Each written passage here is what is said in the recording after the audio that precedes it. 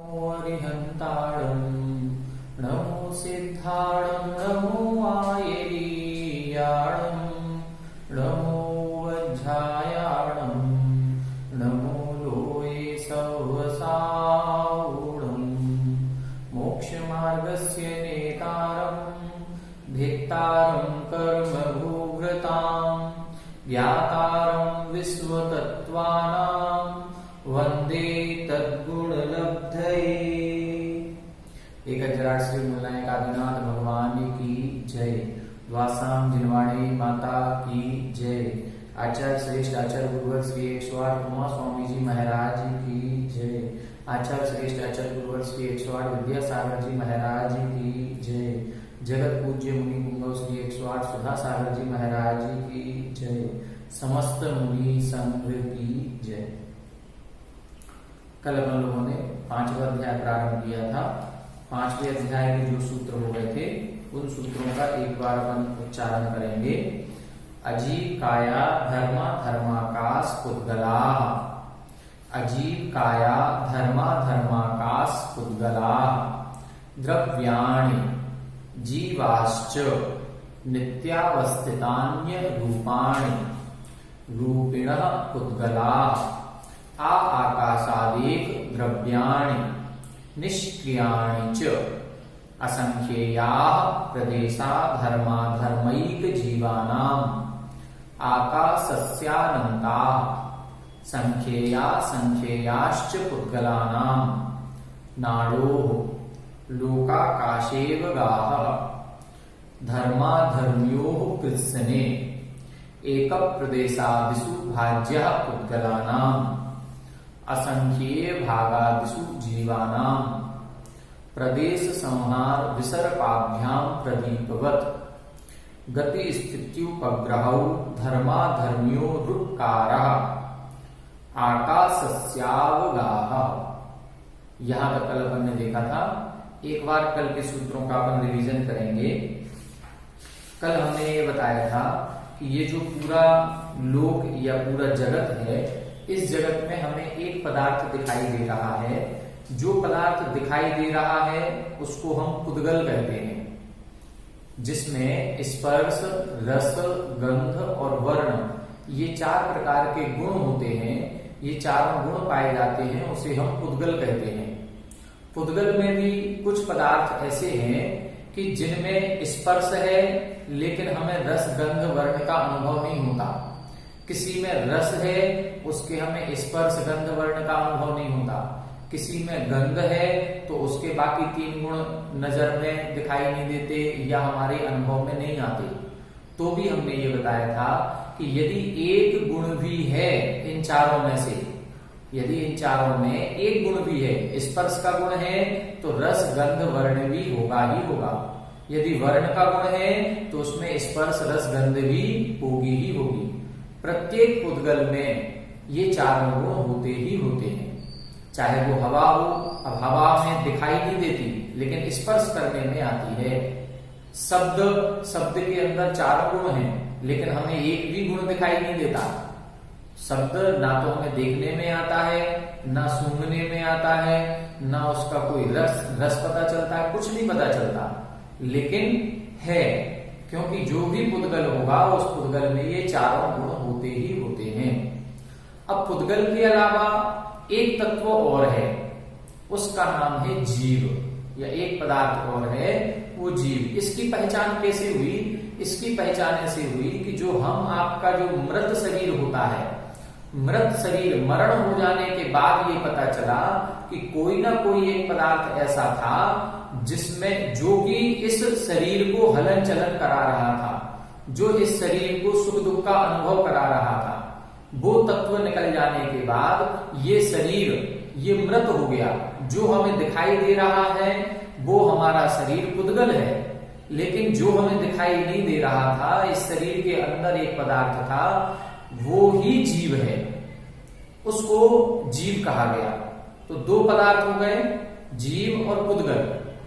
फिर इसके बाद चिंतन में आई बात कि जब ये 2 पदार्थ हैं और ये दोनों चलते हैं, फिरते हैं, उठते हैं, बैठते हैं, हलन चलन क्रिया होती है, तो कोई ना कोई एक पदार्थ ऐसा भी है जो इन जीव और पुद्गल को चलने में सहायता करता है। बिना किसी के सहायता के ये चलते नहीं है।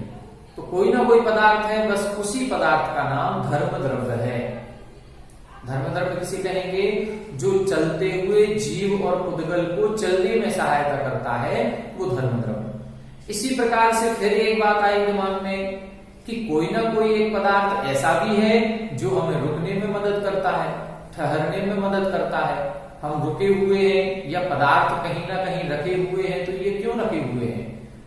जब पुद्गल और जीव में चलने की शक्ति है, तो चलने की शक्ति होने के बाद आज हमने किताब एक स्टूल पर रखी थी, वो हमें कल स्टूल पर ही क्यों मिली? वहीं रखी है। इसका मतलब है कोई एक पदार्थ ऐसा है जो उसे रोके रखने में मदद कर रहा है। यदि अधर्म द्रव्य नहीं होता तो हमारा घर आज यहाँ है, कल दूसरी जगह होता। हम पेन रखते आज यहाँ, कल दूसरी जगह मिलता। वो जो चीज हमने जहां रखी है वो वहीं मिल गई। क्यों मिल गई? उसमें अधर्म द्रव्य कारण है। तो अधर्म द्रव्य क्या करता है? वो जीव और पुद्गल को ठहरने में सहायता करता है। फिर इसके बाद ऐसा चिंतन आया कि एक पदार्थ और होना चाहिए जो इन सभी द्रव्यों के लिए स्थान देता है। उसका नाम है आकाश द्रव्य। और जब ये सारी चीजें हो गई तो लगा कि ये जब शरीर है, इसमें परिवर्तन होता है, हमारे जीव में भी परिवर्तन हो रहा है। तो ये जो परिवर्तन हो रहा है, इस परिवर्तन में कौन सा द्रव्य सहकारी है? उस द्रव्य का नाम है काल द्रव्य। तो ऐसे 6 द्रव्य हमारे यहाँ जैनागम में बताए गए हैं। ये किसने जाने, किसने बताए? ये सब केवल भगवान ने बताया है। हमारे आपके देखने में केवल पुद्गल द्रव्य आता है। हम आप मति ज्ञान श्रुत ज्ञान के द्वारा रूपी पदार्थ को जान सकते हैं, उसके अलावा और किसी को नहीं जान सकते। तो ये किसने बताया? ये केवल ज्ञानी जो सर्वज्ञ हैं, उन्होंने इन द्रव्यों का कथन किया है। और ये द्रव्य कैसे हैं? इन 6 द्रव्यों में से केवल पुद्गल द्रव्य रूपी या मूर्तिक है, जो दिखाई देता है, स्पर्श रस गंध वर्ण है। बाकी 5 द्रव्य अरूपी हैं, ये दिखाई नहीं देंगे। हम सोचे हम आत्मा को देख लें, नहीं देख पाएंगे। सिद्ध परमेष्ठी की आत्मा दिखाई नहीं देगी। धर्म द्रव्य अधर्म द्रव्य को हम लोग जान लें, नहीं जान सकते। श्रुत ज्ञान से जान सकते हैं। हमने शास्त्रों में पढ़ा, जैसे अब हम आपको बता रहे हैं कि एक धर्म द्रव्य है, एक अधर्म द्रव्य है। ऐसे फिर आप अपने बच्चों को पढ़ाएंगे, किसी और दूसरों को समझाएंगे। तो ये आप कौन से ज्ञान से बता रहे हैं? ये आपका श्रुत ज्ञान, आपने जाना नहीं। ना तो आप धर्म द्रव्य को जान सकते हैं, ना अधर्म द्रव्य को साक्षात नहीं देख सकते। ये किसने देखा फिर? ये केवली भगवान ने देखा। केवल ज्ञान एक ऐसा ज्ञान है जो अमूर्तिक पदार्थ को भी जान सकता है। तो उसी केवल ज्ञान के द्वारा जान करके तीर्थंकरों ने हमें बताया है कि ये संपूर्ण लोक जो है, ये संपूर्ण लोक में 6 प्रकार की द्रव्य हैं। कुछ आत्माएं हैं जिनमें जानने देखने की शक्ति है, कुछ अन्य पदार्थ हैं जिनमें जानने देखने की शक्ति नहीं है, लेकिन फिर भी इस संसार में, इस तीनों लोकों में हैं और हमारे ऊपर उपकार करते हैं। क्या उपकार करते हैं? धर्म द्रव्य हमें चलने में सहायता करता है, अधर्म द्रव्य ठहरने में सहायता करता है, आकाश द्रव्य हम लोगों को स्थान दान देता है, और काल द्रव्य की सहायता से परिणमन होता है। तो ये सारे द्रव्यों का अवस्थान माना गया। कल अपन लोगों ने इन्हीं द्रव्यों की कुछ चर्चाएं की थी।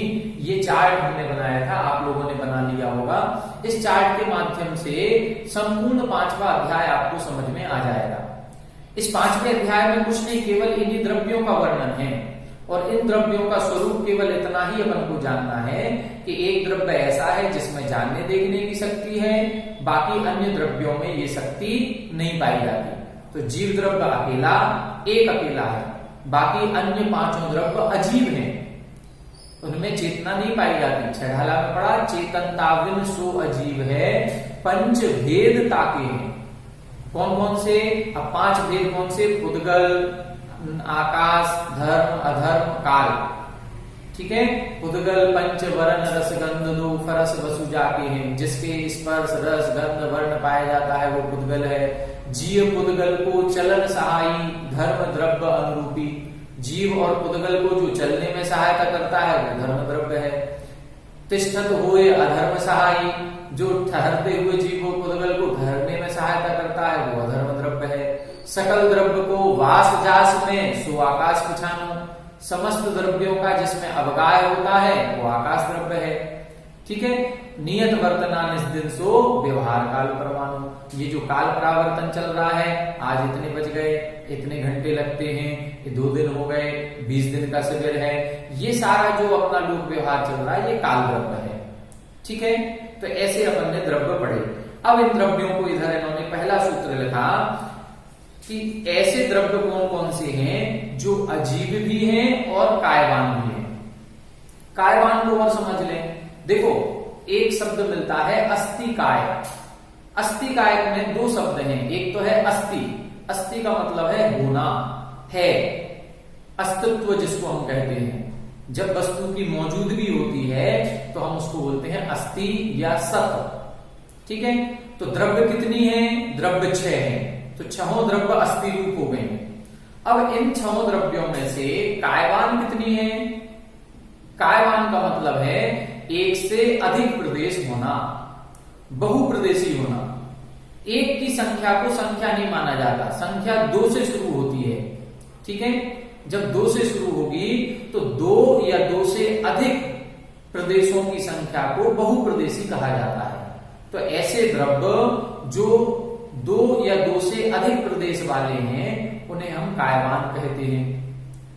ठीक है, तो अब जितने द्रव्य हैं और उनमें से बहुप्रदेश भी हो तो अस्थिकाय कहलाएगा। अब यहां अपन देखें तो अपन ने देखा था जीव द्रव्य में कितने प्रदेश हैं? असंख्यात। पुद्गल द्रव्य में संख्यात, असंख्यात, अनंत। धर्म द्रव्य में असंख्यात, अधर्म द्रव्य में असंख्यात, आकाश द्रव्य में अनंत। सब में एक से ज्यादा हो गए कि नहीं? सभी में एक से ज्यादा है। लेकिन काल द्रव्य एक प्रदेशी है। अब काल द्रव्य में जब एक प्रदेश रहा केवल, तो ये बहुप्रदेशी नहीं होने से इसको अस्थिकाय नहीं कहा। तो यहां जो पहला इन्होंने सूत्र बनाया है उसमें ऐसे पदार्थों को रखा है जो अजीब हैं और कायवान हैं। काल द्रव्य को क्यों नहीं रखा? क्योंकि वो कायवान नहीं है। और जीव द्रव्य को क्यों नहीं रखा? क्योंकि वो जीव है, अजीब नहीं है। इसलिए इन्होंने सूत्र बनाया अजीब काया धर्माधर्माकाश पुद्गला। अजीब काया, अजीब भी हैं और कायवान भी हैं। कौन कौन से? धर्म द्रव्य, अधर्म द्रव्य, आकाश द्रव्य और पुद्गल द्रव्य। अब देखें इन चारों में अजीब है ये चारों। ठीक है, क्या धर्म द्रव्य में जानने देखने की शक्ति है? नहीं है। अधर्म द्रव्य में नहीं है, पुद्गल द्रव्य में नहीं है, आकाश द्रव्य में नहीं है, तो अजीब हो गए चारों। अब कायवान देखें, धर्म द्रव्य के प्रदेश असंख्यात, अधर्म द्रव्य के असंख्यात, आकाश द्रव्य के अनंत, और पुद्गल द्रव्य में उसमें भी संख्यात, असंख्यात, अनंत सभी प्रकार के प्रदेश है। तो ये चारों कायवान हो गए कि नहीं हो गए? हो गए। इसलिए ये जो पहला सूत्र बनाया है उसमें ऐसे द्रव्य लिखे जो अजीब भी हैं और कायवान भी हैं। ठीक, फिर अगला सूत्र लिखा है इन्होंने द्रव्याणि। ये जो 4 पदार्थ हमने लिखे हैं ये ही द्रव्य हैं, इन्हीं को द्रव्य कहते हैं। द्रव्य में 3 चीजें होती हैं, देखें ध्यान से। एक गुण और पर्याय, 2 चीजों का समूह द्रव्य कहलाता है। इसमें गुण होंगे और पर्याय होंगे। गुण क्या होंगे? जैसे जीव द्रव्य है, जीव द्रव्य में जानना और देखना ये इसका गुण है। इसकी पर्याय क्या कहलाती है? पर्याय वह द्रव्य जिस रूप में पाया जा रहा है वही उसकी पर्याय होती है। जैसे जीव द्रव्य, अभी हमारा जीव द्रव्य मनुष्य रूप में है तो इसकी मनुष्य पर्याय हो गई। ठीक है, किसी का जीव द्रव्य गाय के रूप में है तो उसकी वो त्रियंच पर्याय हो गई। किसी का जीव द्रव्य देव के रूप में है तो वो देव पर्याय हो गई। ये उस द्रव्य की पर्याय। ठीक है, इसको हम पर्याय बोलते हैं। जैसे पुद्गल में सोना है, सोना द्रव्य हो गया। अब उस सोने की पर्याय, अब वो चैन रूप में है कि अंगूठी में है कि ईयर रिंग्स के रूप में है कि नोज पिन के रूप में है कि अपने किसी और आभूषण के रूप में है, ये उसकी पर्याय हो गई। ठीक है, तो पुद्गल की पर्याय अलग अलग इसी तरह से लगाएंगे। पुद्गल में क्या होता है? गुण कौन से? स्पर्श, रस, गंध, वर्ग, ये गुण होंगे। धर्म द्रव्य को कैसे, एक प्रश्न आया कि धर्म द्रव्य में कौन सा गुण, उसकी पर्याय कैसे जाने?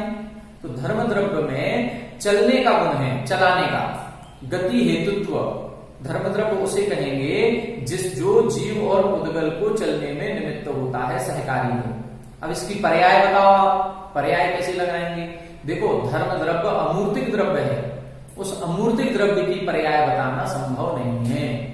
धर्म द्रव्य की, अधर्म द्रव्य की, आकाश द्रव्य की, काल द्रव्य की, इनकी पर्याय बताना संभव नहीं है। क्यों संभव नहीं है? क्योंकि अमूर्तिक हैं, ये दिखाई नहीं देते। अब जो चीज दिखाई नहीं देगी उसको हम कैसे बताएं आपको उदाहरण से? फिर जब इनको दिखाई नहीं देते, इनमें कोई वो नहीं है पर्याय, तो क्या इनको पर्याय से रहित माना जाए? नहीं, रहित नहीं है, पर्याय तो इनमें होती है। अब वो किस रूप में होती है? देखें, पर्याय दो प्रकार की होती हैं। पर्याय स्वानिमित्तक होती हैं और परनिमित्तक होती हैं।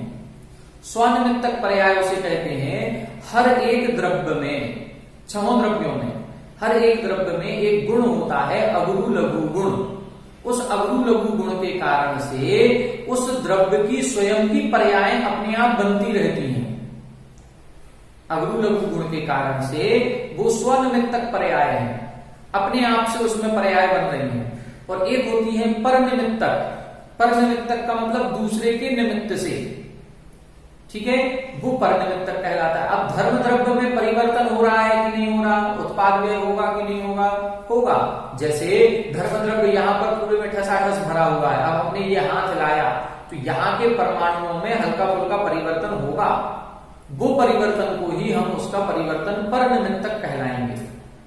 हाथी घोड़े के चलने से, हमारे आपके चलने से जो भी क्रियाएं तीनों लोकों में हो रही हैं, उन क्रियाओं के होने से उस धर्म अधर्म आकाश द्रव्य में परिवर्तन होता है। ये परनिमित्तक परिवर्तन माना गया। बाकी स्वनिमित्तक होगा। जैसे मान लो शुद्ध परमेष्ठी हैं, जिनको मोक्ष हो गया, अब मोक्ष हो जाने के बाद आत्मा हाथ पर हाथ रखे ऐसे बैठ गई, अब उसमें परिवर्तन हो रहा है कि नहीं हो रहा है? हो रहा है। वहां किस तरह का परिवर्तन? अभी तक तो हम यही मानते थे, हमने हाथ लाया तो परिवर्तन हो गया। हमारी आत्मा यहां से मरण करके देव पर्याय में पहुंच गई तो ये नई पर्याय बन गई। सिद्धों में कहां से पर्याय बन रही है? कौन सी पर्याय बनेगी? सिद्धों में भी तो पर्याय बननी चाहिए। यदि द्रव्य है तो पर्याय होगी। अब सिद्धों में क्या लगाएंगे बताओ? तो सिद्धों में इस तरह से लगाया गया कि एक तो उनका स्वानिमित्तक, वही अगुरु लघु गुण, अगुरु लघु गुण के कारण से उनके भी प्रति समय नई नई पर्याय उत्पन्न होंगी। दूसरा एक और लगाया गया कि सिद्धों की आत्मा कैसी है? ज्ञान शरीरी, ज्ञान ही जिनका शरीर है, ठीक है। तो अब जो ज्ञान शरीरी है, केवल ज्ञान उनके हैं, उनके ज्ञान में तीनों लोग झलक रहे हैं। तो जब हमारे ज्ञान में परिवर्तन कैसे होगा? हमने हाथ ऐसा किया ऊपर, ऐसा ऊपर हाथ किया तो सिद्धों ने जान लिया ऊपर हाथ, अब हमने हाथ नीचे कर लिया तो अब सिद्ध जान रहे हैं कि इसने हाथ नीचे कर लिया। अब हम खड़े हो गए तो सिद्ध जान रहे हैं ये खड़ा हो गया। तो जितने भी तीनों लोगों के ज्ञेय पदार्थों में परिवर्तन होगा तो उनके ज्ञान में परिवर्तन होगा कि नहीं होगा? होगा। जब ज्ञेय पदार्थों में परिवर्तन होगा तो उनके ज्ञान में भी परिवर्तन होगा, और जो उनके ज्ञान में परिवर्तन हो रहा है वही उनकी नई नई पर्याय कहलाएगी।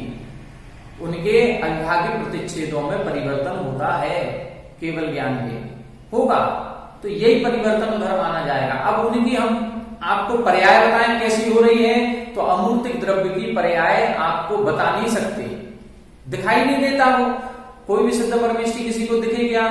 नहीं दिखेंगे। मुक्त आत्मा नहीं दिखाई देगी। अब जैसे मुक्त आत्मा दिखाई नहीं देगी, ऐसे धर्म द्रव्य भी दिखाई नहीं देगा, अधर्म द्रव्य भी दिखाई नहीं देगा। तो ये सारे द्रव्य जो अमूर्तिक हैं उनकी पर्याय उसी रूप में होती है, ये हमें मानना पड़ेगा, ठीक है। तो अब यहां अपन को क्या देखना है? द्रव्याणि, द्रव्य किसे कहते हैं? जिसमें गुण पाए जाते हैं और पर्याय पाई जाती हैं उसे द्रव्य कहते हैं। अथवा एक सूत्र आगे आएगा बाद में कि जिसमें उत्पाद, व्यय और द्रव्य होता है उसे द्रव्य कहते हैं। उत्पाद का मतलब है नवीन पर्याय की उत्पत्ति होना, व्यय का मतलब है पूर्व पर्याय का विनाश होना, और द्रव्य का मतलब है उस तत्व का पुरानी और नई दोनों पर्याय में बना रहना, उसको बोलते हैं हम द्रव्य, ठीक है। अब आगे देखें, अगला सूत्र लिखा था जीवाश्च, जीव भी द्रव्य है। तो ऊपर जो चार कहे थे वो अजीव द्रव्य हो गई, एक जीव भी द्रव्य है, 5 हो गई। अब एक काल द्रव्य रह गया, उसका वर्णन आगे जब आएगा समय तब करेंगे। फिर इन द्रव्यों की विशेषता बताई, नित्य, अवस्थित, अरूपी। ये सारे द्रव्य नित्य हैं, अवस्थित हैं, अरूपी हैं। नित्य का मतलब ये द्रव्य कभी नष्ट नहीं होते। द्रव्य कभी नष्ट नहीं होता, पर्याय नष्ट होती है। तो इसीलिए जब कभी हम लोगों को दुख होता है किसी चीज के टूटने पर, किसी व्यक्ति के मर जाने पर, तो हमको ये ध्यान रखना चाहिए, हमें द्रव्य दृष्टि रखनी चाहिए, हमें पर्याय दृष्टि नहीं रखनी चाहिए। जो द्रव्य दृष्टि रखता है वो सुखी दुखी नहीं होता, और जो पर्याय दृष्टि रखता है वो सुखी दुखी होता है। द्रव्य दृष्टि का मतलब क्या हुआ? द्रव्य दृष्टि का मतलब यह है कि कोई भी आत्मा मरती नहीं है, आत्मा का मरण नहीं होता। किसका मरण होता है? फिर इस शरीर का मरण हो रहा है, आत्मा नहीं मरेगी। जो मरा है, जैसे किसी के घर में कोई व्यक्ति मर गया तो अब वो तो चला गया कि नहीं चला गया? अरे वो व्यक्ति कहीं नहीं गया, वो तो केवल शरीर मर गया है, हम जला करके शरीर को आए हैं। आत्मा तो अब देह में पहुंच गई, तो आत्मा कभी नहीं मरेगी।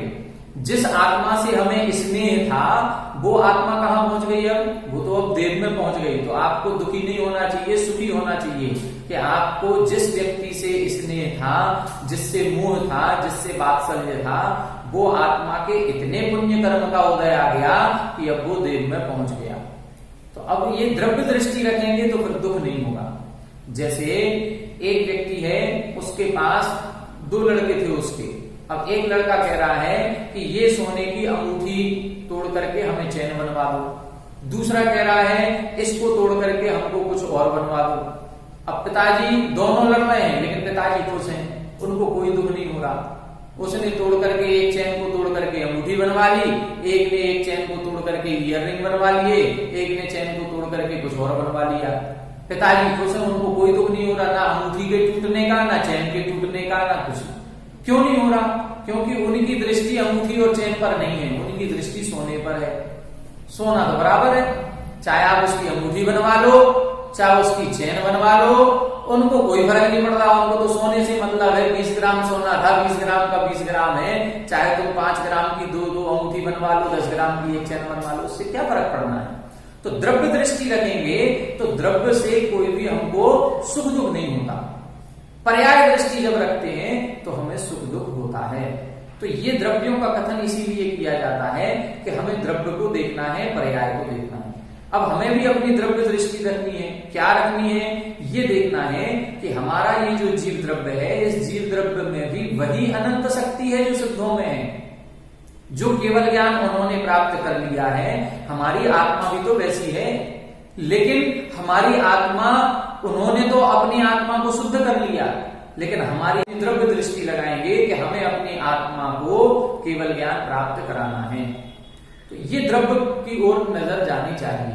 जो द्रव्य दृष्टि रखता है वो निश्चय नय कहलाता है, जो पर्याय को दृष्टिगत करता है वो पर्यायार्थिक या व्यवहार नय कहलाता है। इसकी अपन बाद में चर्चा करेंगे। तो ये सारे द्रव्य क्या है? नित्य है, कोई भी द्रव्य नष्ट नहीं होता, उसकी पर्याय नष्ट होती है। अवस्थित है, अवस्थित का मतलब इनकी संख्या का उल्लंघन नहीं होता। यदि ये 6 हैं तो 6 ही रहेंगे, ना तो 5 होंगे ना 7 होंगे। ये आपस में इनके गुण एक दूसरे से नहीं मिलेंगे। जैसे पूरे तीनों लोकों में धर्म द्रव्य भी है, अधर्म द्रव्य भी है, आकाश द्रव्य भी है, सब कुछ है। जैसे मान लो अपन लोग एक डिब्बे में आटा भी रख दें, उसी डिब्बे में बेसन भी रख दें, उसी डिब्बे में किसी और चीज का चून भी रख दें, तो तीनों मिक्स हो जाएंगे कि नहीं? हो जाएंगे तीनों। लेकिन यहां देखो आप, यहां पर इस कमरे में धर्म द्रव्य भी है, अधर्म द्रव्य भी है, आकाश द्रव्य भी है, लेकिन आज तक ना तो धर्म द्रव्य के प्रदेश अधर्म द्रव्य रूप हुए, ना अधर्म द्रव्य के प्रदेश धर्म द्रव्य रूप हुए। हमारी आत्मा में कर्म लगे हुए हैं कि नहीं लगे हुए हैं? अनादिकाल से लगे हैं। कर्म के प्रदेश पुद्गल रूप है, आत्मा के प्रदेश जीव रूप है। उसमें जानने देखने की शक्ति है और पुद्गल में जानने देखने की शक्ति नहीं है। दोनों आपस में मिले जुले हैं अनादिकाल से, लेकिन आज तक एक भी पुद्गल का प्रदेश जीव रूप नहीं हुआ और न जीव का प्रदेश पुद्गल रूप हुआ। इसको बोलते हैं अवस्थित। जो जिस रूप में है वो उसी रूप में रहेगा। ना तो आज तक एक भी जीव अधिक उत्पन्न हुआ है, ना जीव कभी नष्ट होगा। जितने हैं उतने ही रहेंगे। पौद्गलिक वर्गणाएं जितनी हैं उतनी ही रहेंगी, कभी नई वर्गणा उत्पन्न नहीं होगी। अब हम लोग कहते हैं कि मार्केट में एक नई साड़ी आई है, अब नई साड़ी कहां से आएगी? आ ही नहीं सकती नई, उन्हीं वर्गणाओं से बनी है, बस उसका कलर प्रिंट चेंज कर दिया और कुछ नहीं किया। पुद्गल द्रव्य तो वही है जिस पुद्गल द्रव्य को हम भोग चुके हैं। जो अपन पंच परावर्तन करते हैं, जब अपन पंच परावर्तन पढ़ेंगे, द्रव्य परावर्तन, क्षेत्र परावर्तन, तो द्रव्य परावर्तन में आएगा कि जिन वर्गणाओं से आज हमने भोजन बना है, हमारी रोटी बनी है, इन वर्गणाओं को हम कई बार भोग चुके। जिन वर्गणाओं से हम ये शर्ट पहने हैं या साड़ी पहने हैं या कोई आभूषण पहन रहे हैं, जिन वर्गणाओं से वो बना है, उन वर्गणाओं को हम दूसरे रूप में कई बार भोग चुके। अब जब हम जिस वर्गणाओं को भोग चुके हैं, उन वर्गणाओं को पुनः भोगने में क्या आनंद आएगा? नहीं आना चाहिए। तो जो ज्ञानी पुरुष होते हैं वो इस प्रकार का चिंतन करके इन पौद्गलिक वर्गणाओं से, इन विषय भोगों से विरक्त होने लगते हैं। तो यहां पर अपन को 5वें अध्याय से यही सब कुछ सीखना है। और कैसे हैं ये सारे द्रव्य? अरूपी हैं। कौन कौन से? ऊपर कहे हुए सारे द्रव्य अरूपी हैं। तो ये सामान्य कथन किया। फिर विशेष कथन क्या किया? पुद्गल द्रव्य को छोड़ दो, रूपिणः पुद्गलः। रूपिणः पुद्गलः का मतलब है पुद्गल द्रव्य रूपी है। ऊपर जो कहे थे उसमें धर्म द्रव्य भी आ गया, अधर्म भी आ गया, आकाश भी आ गया, पुद्गल भी आ गया और जीव भी आ गया। पांचों आ गए। आपने कह दिया पांचों द्रव्य अरूपी है। तो पांचों अरूपी कैसे हैं? पुद्गल द्रव्य तो रूपी है, इसीलिए आगे का तुरंत सूत्र लिखा रूपिणः पुद्गलाः। पुद्गल द्रव्य रूपी होता है। ये सामान्य कथन और विशेष कथन होता है। ठीक है। फिर आगे लिखा अब इन द्रव्यों की संख्या बता रहे हैं। 6 द्रव्य हो गए। अब 6 द्रव्य कितने कितने हैं? जीव द्रव्य कितने हैं? पुद्गल द्रव्य कितने हैं? धर्म अधर्म द्रव्य कितने हैं? तो सूत्र लिखा आकाशादेक द्रव्याणि। आकाशात एक द्रव्याणि। आकाश द्रव्य पर्यंत एक एक द्रव्य है। मतलब धर्म द्रव्य, अधर्म द्रव्य और आकाश द्रव्य। इनकी संख्या कितनी है? इनकी संख्या एक है। मतलब पूरे तीनों लोकों में जो धर्म द्रव्य फैला है वो अलग अलग नहीं है, वो एक ही है। अधोलोक में भी धर्म द्रव्य है, ऊर्ध्वलोक में भी है, मध्यलोक में भी है, लेकिन उनकी संख्या अलग अलग ना हो करके एक ही है। एक ही धर्म द्रव्य पूरे में फैला हुआ है। ठीक इसी तरह से अधर्म द्रव्य और आकाश द्रव्य। फिर आगे सूत्र लिखा ये तीनों द्रव्य कैसे हैं? निष्क्रियाणि च। ये तीनों द्रव्य निष्क्रिय हैं। निष्क्रिय का मतलब क्रिया रहित हैं, इनमें क्रिया नहीं होती, क्योंकि पूरे तीनों लोकों में ठसाठस भरे हैं। ठसाठस भरे होने के कारण से इनमें क्रिया नहीं होती। जीव और पुद्गल में क्रिया होती है। हम एक स्थान से दूसरे स्थान जा रहे हैं, एक किसी वस्तु को इधर से उठा करके उधर रख दिया, उधर से उठा करके इधर रख दिया, तो ये इनमें क्रिया हो रही है, जीव में हो रही है, लेकिन अन्य द्रव्यों में क्रिया नहीं होती। इसका मतलब है धर्म द्रव्य, अधर्म द्रव्य, आकाश द्रव्य और काल द्रव्य ये निष्क्रिय हैं।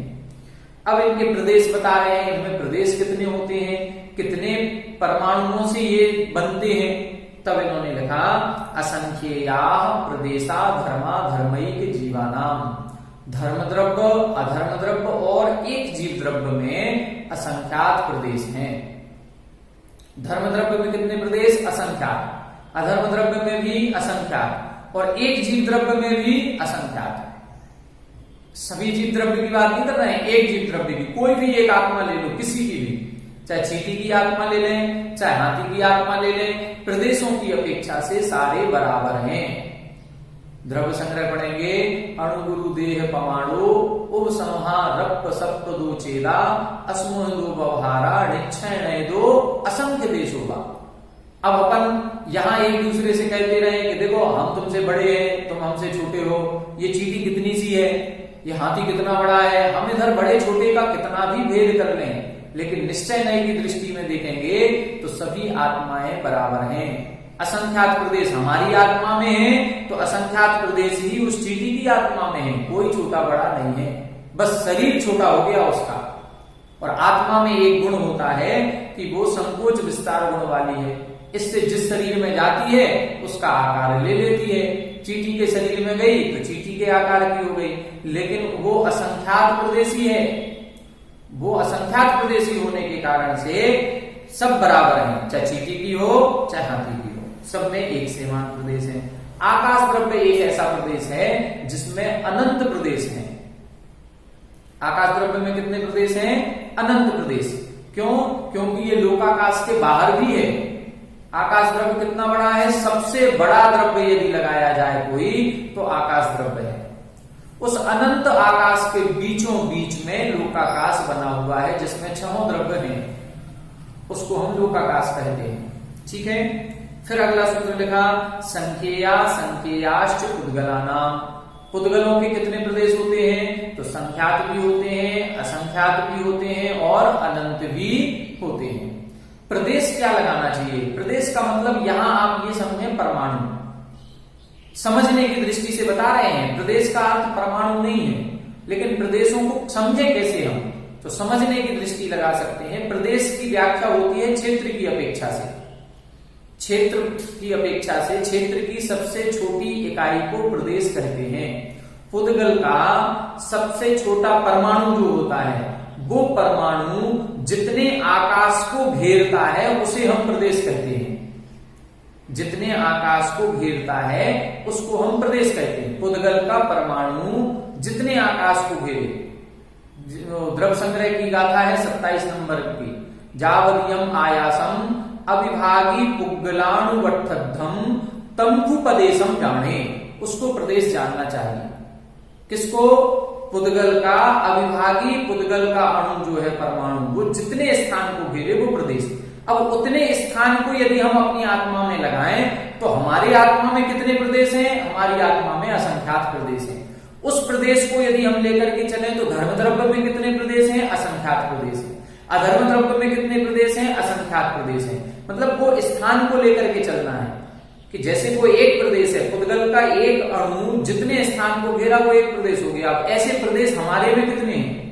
असंख्यात।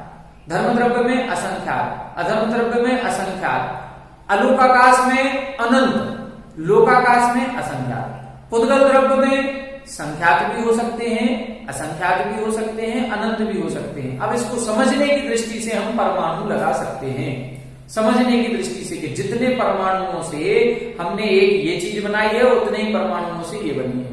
अब वो छोटी हो जाए बड़ी हो जाए इससे कोई मतलब नहीं। जैसे मान लो, माना कि एक उदाहरण सामान्य से दे रहे हैं, 1 लाख रुपए हैं। अब उस 1 लाख रुपए में हम 2-2 हजार के नोट रखेंगे तो कितने नोट हो जाएंगे? केवल 50 नोट। ठीक है, और वही 1 लाख रुपए में हम 500-500 के नोट रखेंगे तो 2 गिट्टी हो जाएंगे। वही 1 लाख रुपए में हम 100-100 के नोट रखेंगे तो 10 गिट्टी हो जाएंगे। वही 1 लाख रुपए में हम 1-1 के नोट रखें तो अब बराबर है कि नहीं? सारे हैं तो बराबर, क्वांटिटी सबकी बराबर रहेगी। 1 लाख मतलब जो उसकी वैल्यू है वो वैल्यू सबकी बराबर है, 1 लाख ही है। लेकिन कोई छोटे में समा गया, कोई बड़े में समा रहा है। वो 1-1 के नोट रखेंगे हम 1 लाख रुपए तो हमें इतना बड़ा बैग चाहिए पड़ेगा, और वही 2-2 हजार के रुपए होंगे तो हम अपनी छोटी सी पॉकेट में रख करके ले जाएंगे लाख रुपए, कोई पता ही नहीं चलेगा। तो वही असंख्यात प्रदेश जीव में भी है, वही असंख्यात प्रदेश धर्म द्रव्य में भी है। धर्म द्रव्य के फैले हुए हैं, जीव द्रव्य के अभी संकुचित हैं। तो हमारी आत्मा, अब शरीर ही इतना सा है तो कोई क्या करे? उतने शरीर में फैल गए। यही शरीर हमारा बड़ा हो जाए, यही शरीर आदिनाथ भगवान का 500 धनुष का था तो 500 धनुष के बराबर थी कोई आत्मा, वही है, उतने ही फैले हैं। वही आत्मा महामत्स्य की है 1000 योजन की। अब 1000 योजन, एक योजन 12 किलोमीटर का, 12,000 योजन 12,000 किलोमीटर लंबी आत्मा, तो उस आत्मा में कितना? उसमें भी असंख्यात प्रदेश है। बस हमारे अंदर वो संकोच विस्तार का गुण है। इसी तरह का एक गुण पुद्गल में भी होता है। पुद्गल में क्या है? जो पुद्गल का परमाणु है या पुद्गल के प्रदेश है उनमें भी संकुचन है। इसलिए एक प्रदेश में 2 परमाणु वाला स्कंध भी आ सकता है, एक प्रदेश में 4 परमाणु वाला स्कंध भी आ सकता है, एक प्रदेश में अनंत परमाणुओं का स्कंध भी आ सकता है। तो हम जितनी जो भी चीज हम देख रहे हैं, चाहे भले वो एक गेहूं का दाना है, अब ये गेहूं के दाने में कितने परमाणु माने बताओ? ये एक गेहूं का दाने में अनंत परमाणु है। तो पुद्गल कितने रूपों में है? पुद्गल तीनों रूपों में है। संख्यात परमाणु वाला भी हो सकता है, असंख्यात वाला भी हो सकता है, अनंत वाला भी हो सकता है। इसीलिए लिखा संख्या संख्याश्च पुद्गलानाम। संख्यात, असंख्यात और अनंत तीनों प्रकार के प्रदेश पुद्गल में पाए जाते हैं। फिर लिखा न अणु, अणु में नहीं होती। स्कंध में तो संख्यात असंख्यात अनंत हो जाएंगे, लेकिन अणु तो एक प्रदेश ही रहेगा, क्योंकि अणु का दूसरा भाग नहीं हो सकता। और अणु जितना स्थान घेरता है उसको एक प्रदेश कहते हैं, इसलिए अणु कितना हो गया? एक प्रदेश। ठीक है। फिर आगे लिखा ये सारे द्रव्य कहाँ रहते हैं? लोकाकाशेव गाहा। लोकाकाशे, लोकाकाश में इन सभी द्रव्यों का अवगाह है। लोकाकाश के बाहर एक भी द्रव्य नहीं है। आकाश द्रव्य को छोड़ दें, आकाश तो सबको अवगाहन देता है, तो आकाश तो सबसे बड़ा हो गया। अब आकाश द्रव्य में जो अलोकाकाश वाला क्षेत्र है उसमें एक भी द्रव्य अन्य द्रव्य नहीं है। न जीव द्रव्य, न धर्म, न अधर्म, न काल, कुछ नहीं। ठीक है। तो लोकाकाश में इन सभी द्रव्यों का अवगाह है। अब लोकाकाश में कहाँ रहते हैं ये? लोकाकाश तो बहुत बड़ा हो गया। अब लोकाकाश में कहाँ है? तो लिखा धर्मा धर्मियों कृष्ण। धर्म द्रव्य और अधर्म द्रव्य तो संपूर्ण में है। संपूर्ण का मतलब लोकाकाश का एक भी प्रदेश ऐसा नहीं है जहां धर्म द्रव्य ना हो। लोकाकाश का एक भी प्रदेश, एक भी स्थान ऐसा नहीं जहां अधर्म द्रव्य ना हो। तो धर्म द्रव्य और अधर्म द्रव्य तो संपूर्ण लोकाकाश में भरे पड़े हैं, संपूर्ण लोकाकाश में। ठीक है। पुद्गल द्रव्य कहाँ है? पुद्गल द्रव्य क्या संपूर्ण लोकाकाश में है? नहीं। उसको देखें, एक प्रदेश आदिशु, एक प्रदेश से आदि करके भाज्य विभाग करने पर संपूर्ण लोक में भी हो सकता है। पुद्गल द्रव्य एक प्रदेश में भी हो सकता है। मान लो कोई परमाणु है पुद्गल का, वो कितने में है? वो एक प्रदेश में है। ठीक है। कोई 5 अणु वाला स्कंध है, वो कितने प्रदेश में है? वो एक प्रदेश में भी रह सकता है, 5 प्रदेशों में भी रह सकता है। लेकिन 5 परमाणु वाला स्कंध क्या पूरे लोक में रह सकता है? नहीं रह सकता। अब पूरे लोक में रहने के लिए असंख्यात परमाणु वाला स्कंध चाहिए, अनंत परमाणु वाला स्कंध चाहिए, वो फैल जाएगा। तो जो महास्कंध की एक चर्चा आती है, तो जो कार्बन वर्गणाएं हैं, नो कर्म वर्गणाएं हैं, भाषा वर्गणाएं हैं, ये पूरे तीनों लोकों में फैली हुई हैं। 22 प्रकार की वर्गणाएं हैं, ये तीनों लोकों में हैं। अब इन वर्गणाओं का स्कंध बना दिया जाए तो पुद्गल बन जाएगा। वो पुद्गल संपूर्ण लोक में हो सकता है। तो पुद्गल द्रव्य कहाँ है? एक प्रदेश से लेकर के पूरे लोक में पाया जा सकता है। परमाणु किसे कहते हैं? अभी हमने बताया था पुद्गल का वह छोटा भाग जिसका दूसरा विभाग ना हो सके। पुद्गल का वह सबसे छोटा कण जिसका दूसरा भाग ना हो सके उसे हम परमाणु कहते हैं। और ऐसे परमाणु यदि 2 मिल जाएं या 2 से अधिक मिल जाएं तो उसे हम स्कंध कहते हैं। इसका वर्णन आगे आएगा जब अपन पुद्गल के भेद पढ़ेंगे तब। जीव द्रव्य कहाँ रहता है? तो जीव द्रव्य को बताया असंख्य भागादिशु जीवानाम। जीव द्रव्य संपूर्ण लोक के, जीव द्रव्य संपूर्ण लोक के असंख्यातवें भाग से लेकर के संपूर्ण लोक में पाया जा सकता है। असंख्यातवें भाग से लेकर के देखें, परमाणु या पुद्गल ये तो एक प्रदेश में रह सकता है, लेकिन जीव द्रव्य एक प्रदेश में नहीं रह सकता। जीव द्रव्य तो असंख्यात प्रदेशी है, तो असंख्यात प्रदेशों में ही रहेगा। अब वो चींटी की आत्मा है तो वो भी असंख्यात प्रदेशों में रह रही है। हमारी आत्मा है तो हमारी आत्मा भी लोकाकाश के असंख्यात में भाग में है। तो हम लोकाकाश के असंख्यात में भाग से लेकर के संपूर्ण लोक में रह सकते हैं। हमने कल बताया था जब केवली समुद्घात होता है तो एक ही आत्मा पूरे तीनों लोकों में फैल जाती है। ठीक है। तो तीनों लोकों में संपूर्ण जीव राशि भरी पड़ी है। तीनों लोकों में संपूर्ण 6 द्रव्य पाए जाते हैं लोकाकाश में। एक प्रश्न आ रहा है, बात वलय में भी क्या अन्य द्रव्य पाए जाते हैं? बिल्कुल, बात वलय जो बने हुए हैं उन बात वलयों में भी धर्म द्रव्य है, अधर्म द्रव्य है, सब कुछ जीव द्रव्य है। हमने आपको बताया था जब चौथा अध्याय समझा रहे थे कि सिद्ध परमेष्टि कहाँ विराजमान है? सिद्ध परमेष्टि तनुवात वलय में है। अब तनुवात वलय कौन सा वलय है बताओ? तीसरा वलय है। तो जब तनुवात वलय में सिद्ध परमेष्टि है तो जीव द्रव्य हो गया कि नहीं हो गया? हो गया। अब जीव द्रव्य वहां कैसे पहुंच गया? धर्म द्रव्य होगा तभी तो गया। बिना धर्म द्रव्य के जीव द्रव्य कैसे चला जाता? धर्म द्रव्य भी है। अब जीव द्रव्य वहां जाकर के ठहर कैसे गया? उसको ठहरने में कोई ना कोई द्रव्य होगा कि नहीं? सिद्ध परमेष्ठी वहां रुके हैं अनादिकाल से अनंत काल तक, तो वहां अधर्म द्रव्य भी है। अब जब धर्म द्रव्य, अधर्म द्रव्य, जीव द्रव्य है, तो वहां किसी न किसी आकाश द्रव्य नहीं तो उनको अवगाह दिया होगा, तो आकाश द्रव्य सब जगह है। अब उन जीव पुद्गल आदि में परिणमन हो रहा है कि नहीं हो रहा? हो रहा है, तो काल द्रव्य भी है। तो बात वलय में कितने द्रव्य हैं? बात वलय में 6 द्रव्य हैं। एक भी, तीनों लोकों में एक भी स्थान ऐसा नहीं है जहां 6 द्रव्य ना हो। लेकिन 3 लोक के बाहर केवल एक आकाश द्रव्य है। ठीक है, तो अपन ने जीव द्रव्य का, इनका द्रव्यों का अवस्थान देख लिया। धर्म द्रव्य, अधर्म द्रव्य तीनों लोकों में कहां है? संपूर्ण लोक में। पुद्गल द्रव्य कहां है? एक प्रदेश में भी रह सकता है, संख्यात प्रदेशों में भी रह सकता है, असंख्यात प्रदेश में भी रह सकता है, संपूर्ण लोक में भी रह सकता है। तो एक प्रदेश को आदि करके संपूर्ण लोक में रह सकता है। जीव द्रव्य कहां रहता है? लोकाकाश के असंख्यात में भाग से लेकर के संपूर्ण लोक में रह सकता है।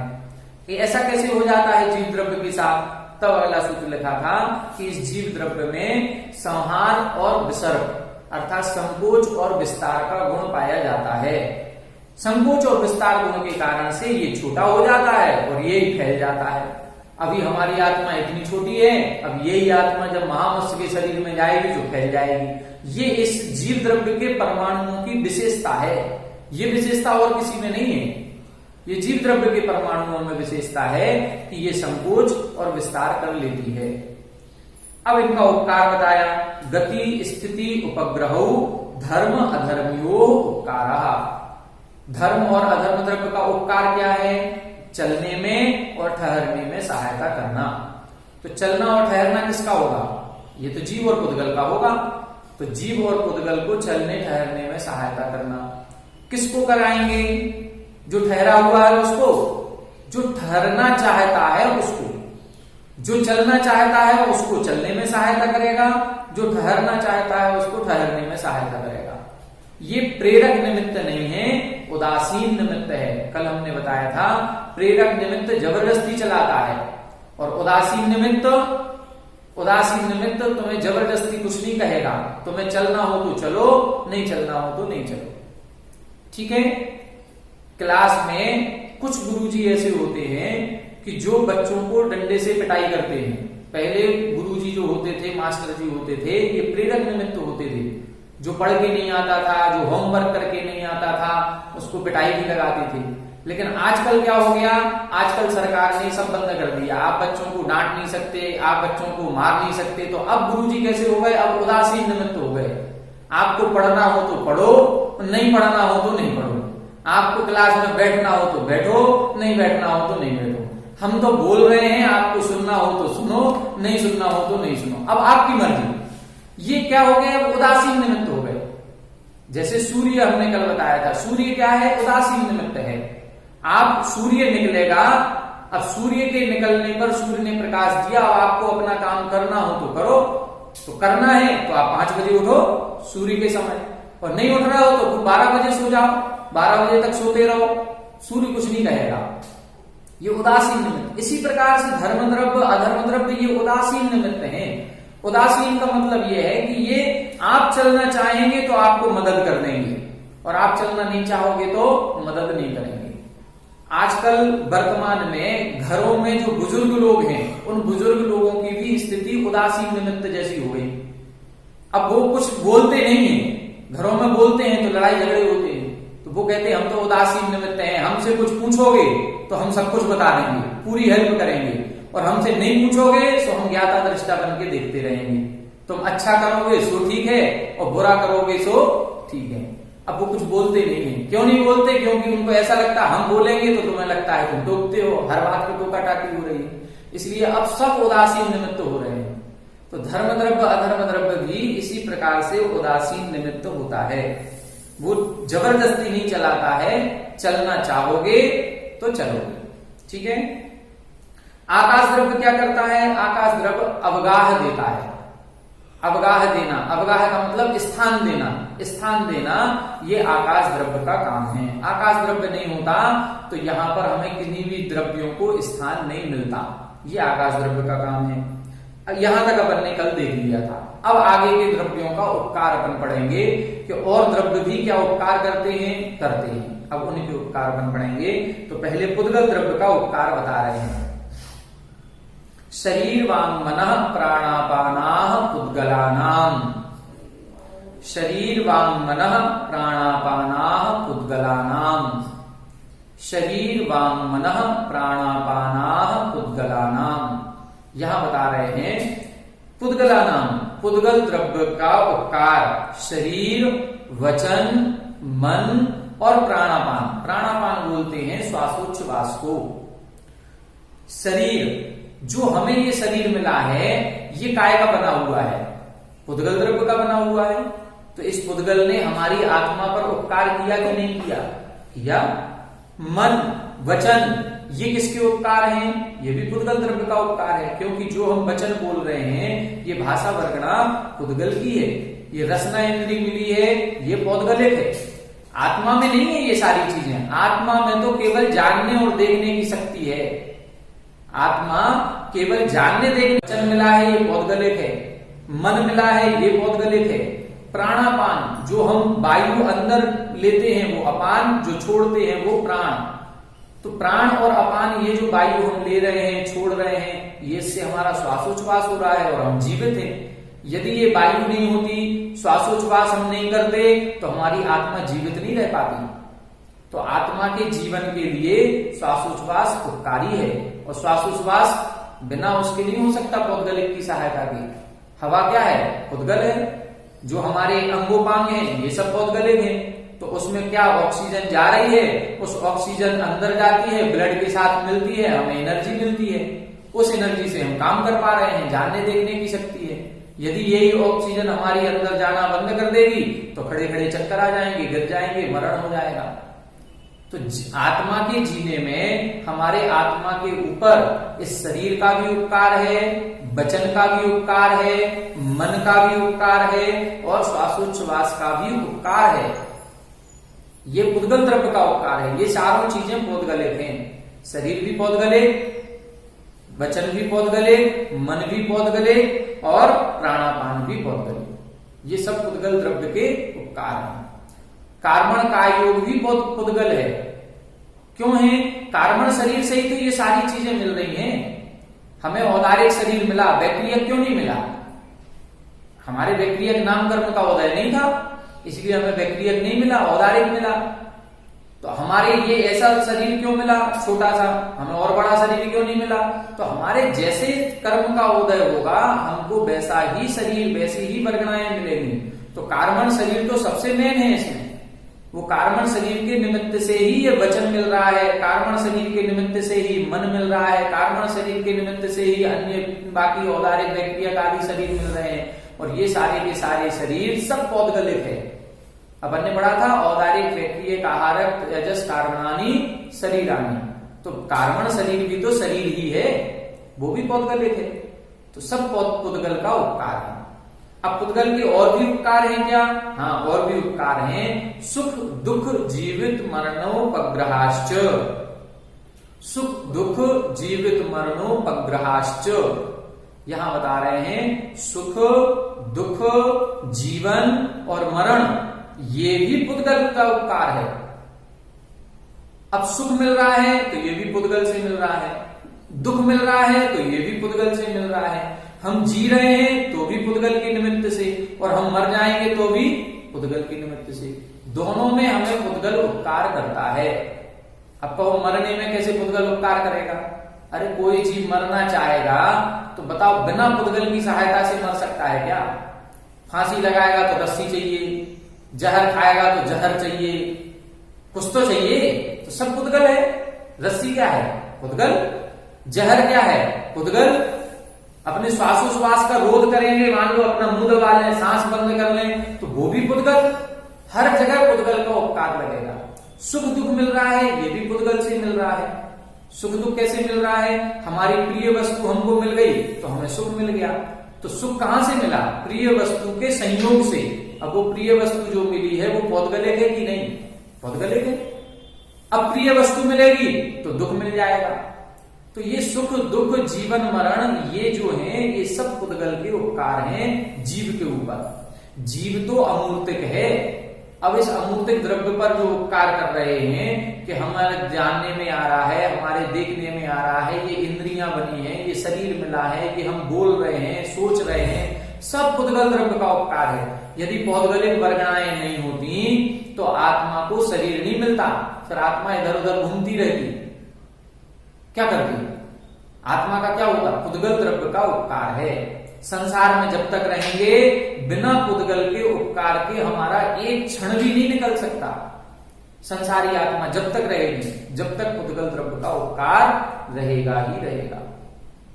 इसमें एक चा शब्द लिखा है, इस चा शब्द से लगाना है कि पुद्गल का उपकार केवल जीव पर नहीं है, पुद्गल का उपकार पुद्गल पर भी होता है। अच्छा, पुद्गल पुद्गल पर भी उपकार करता है? बिल्कुल, पुद्गल पुद्गल पर भी उपकार करता है। कैसे करेगा? जैसे हमारा कपड़ा गंदा हो गया, शर्ट गंदी हो गई, तो शर्ट को धोने में हमने साबुन सोडा लगाया, शर्ट साफ हो गई। तो साबुन सोडा क्या है? पुद्गल। और शर्ट क्या थी? वो भी पुद्गल थी। मैल कैसा था? वो भी पुद्गल था। तो एक पुद्गल की सहायता से दूसरे पुद्गल को हमने दूर कर दिया। हमारे बर्तन गंदे हो गए, खाना खाया, खाना बनाया और उस कढ़ाई में सब जगह चिकनाई लगी हुई है, अब उसको साफ कैसे करेंगे?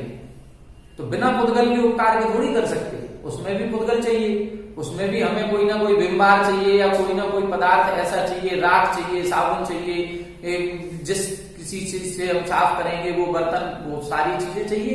तो ये सब क्या है? पुद्गल का पुद्गल पर उपकार। तो पुद्गल द्रव्य जीव पर भी उपकार करता है और पुद्गल पर भी उपकार करता है। तो पुद्गल द्रव्य के कितने उपकार हो गए? बहुत उपकार हो गए। जीवन भर चुकाते रहे तो भी नहीं चुका पाए, इतने उपकार हैं। देखो, शरीर मिल रहा है वो भी पुद्गल से, वचन मिला है वो भी पौद्गलिक है, मन मिला है वो द्रव्य मन भाव मन ये भी दोनों पौद्गलिक हो गए, प्राणापान श्वासोच्छ्वास ये भी पौद्गलिक हो गया, सुख दुख जीवन मरण ये भी पुद्गल से मिल रहा है। बिना पुद्गल के हम सुखी नहीं हो पाएंगे। आत्मिक सुख चाहिए तो फिर वो मुक्त अवस्था में मिलेगा, उसमें बिना पुद्गल के मिल जाएगा, वो आत्मिक सुख है। लेकिन हम लोगों के वो अतीन्द्रिय सुख नहीं है, इंद्रिय सुख है। अब इंद्रिय सुख है तो इंद्रिय सुख कैसे मिलेगा? हमारी चक्षु इंद्रिय से जो हम देखना चाह रहे हैं हमें वो देखने को मिल जाए तो हम सुखी हो जाएंगे। बच्चों को देखो, टीवी एक है और घर में सदस्य 4 हैं। अब वो कह रहे हैं कि जनवाणी चैनल लगाओ, वो कह रहे हैं कार्टून नेटवर्क लगाओ, पापा कह रहे हैं न्यूज चैनल लगाओ। अब किसका होगा? जिसकी आंखों को उनका प्रिय विषय मिल जाएगा, बच्चों के लिए कार्टून देखने को मिल जाएगा तो बच्चों की आंखें बिल्कुल प्रसन्न हो गई, खुश हो जाएंगे, उनको सुख मिल गया। तो ये इंद्रिय सुख है। इंद्रियों को उनके प्रिय विषय मिलने चाहिए, प्रिय विषय मिल गया तो सुख है। और उसी समय आपने कार्टून नेटवर्क हटा करके वो थोड़ी देर के लिए जनवाणी चैनल लगा दिया तो बच्चे रोने लगेंगे, तुरंत दुख हो गया, तो अप्रिय हो गया ये। तो ये सब सुख दुख जितना भी मिल रहा है सब हम लोगों को इंद्रिय जनित सुख दुख ही है, और ये सब पुद्गल का उपकार है। हम पुद्गल के निमित्त से सुखी दुखी हो रहे हैं। इसीलिए ये बार बार कहा जाता है पुण्य पाप फल माही हरख बिल्खो मत भाई। ये सब पुण्य और पाप के फल हैं, इनमें हर्ष और विषाद मत करो। यदि हम इसी हर्ष विषाद में फंसे रहेंगे तो निरंतर कर्मों का बंध करते रहेंगे, और कर्मों का बंद होगा तो फिर मुक्त नहीं हो पाएंगे। तो इंद्रिय सुख अतीन्द्रिय सुख प्राप्त करना है, इंद्रिय सुख को छोड़ना है तो हमें इन पौद्गलिक उपकारों से दूर होना पड़ेगा।